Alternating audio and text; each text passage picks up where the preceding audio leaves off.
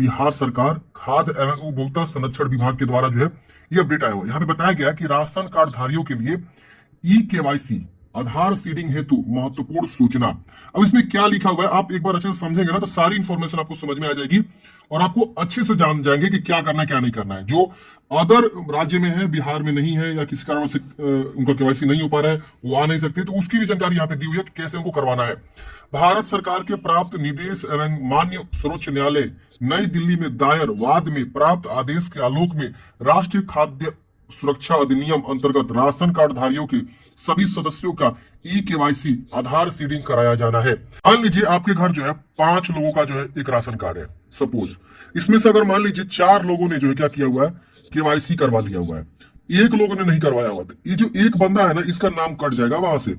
तो ध्यान देना है, केवाईसी कराना बहुत जरूरी है, क्योंकि आप यहाँ देख रहे हैं ना किसका नाम जुड़ गया है, सर्वोच्च न्यायालय, माननीय सर्वोच्च न्यायालय और भारत सरकार का।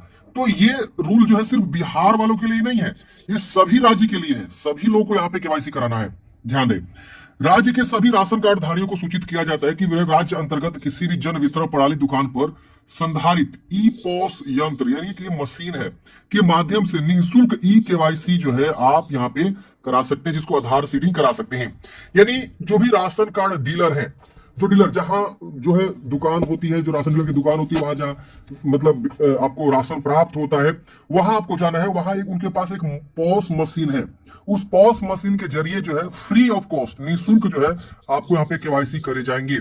तो ये आपको करा लेना है। राज्य के सभी राशन कार्ड धारियों को सूचित किया जाता है, यहाँ पे बता दिया गया है। अब यहाँ साथ ही में लिखा गया है कि राज्य के वैसे राशन कार्ड धारी जो अपनी आजीविका अन्य कारणों से राज्य से बाहर है, यानी इन 12 राज्यों को और केंद्र शासित प्रदेशों को छोड़ के, मतलब यहाँ लिखा हुआ है कि गुजरात, हिमाचल प्रदेश, झारखंड, कर्नाटक, उड़ीसा, पाडुचेरी, राजस्थान, तमिलनाडु, तेलंगाना, उत्तराखंड, उत्तर प्रदेश एवं पश्चिम बंगाल को छोड़कर, मतलब अगर आप इस राज्य में रह रहे हैं किसी कारणवश से अपने घर को छोड़ के आजीविका के लिए, अन्य कारणों के लिए, तो इन राज्यों में आप हैं, तो इसको छोड़ के कार्य निवास कर रहे हैं, इस उक्त राज्य में ही अपना नजदीकी जन वितरण प्रणाली विक्रेता के पास जाकर अपना केवाईसी आधार सीडिंग करा सकते हैं। मतलब यहाँ पे समझिए, आप सही से समझिए, ये यहाँ पे जो भी नाम लिया गया ना, गुजरात, हिमाचल प्रदेश, झारखंड, कर्नाटक, उड़ीसा, पाडुचेरी, राजस्थान, तमिलनाडु, तेलंगाना, उत्तराखंड, उत्तर प्रदेश, पश्चिम बंगाल, अगर आप यहाँ पे हैं, बिहार में मान लीजिए आप हैं और आप बिहार से आप बिलोंग करते हैं, आप यहाँ आप जाके काम कर रहे हैं किसी कारणवश से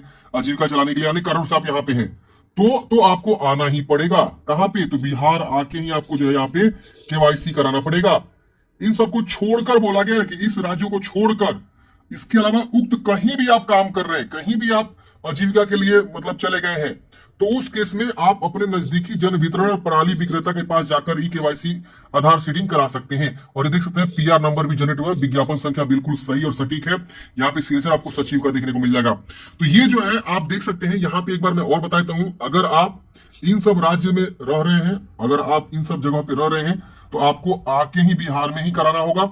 और मैं आपको बता दूं फ्रेंड्स, बिहार में आप आएंगे तो ही आपका यहाँ पे काम बनने वाला है। ये देख रहे हैं ना, तो ये चीजें हैं। बाकी अगर आपने करा लिया तो अच्छी बात है, लेकिन यहाँ पे इन्होंने लिखा हुआ कि इन सब जगहों को छोड़कर आप बाकी के किसी और जगह पे आप रह रहे हैं, तो वहां के नजदीकी जन वितरण प्रणाली जो विक्रेता के पास जाकर अपना केवाईसी करा लीजिएगा, तो आपका ये हो जाएगा।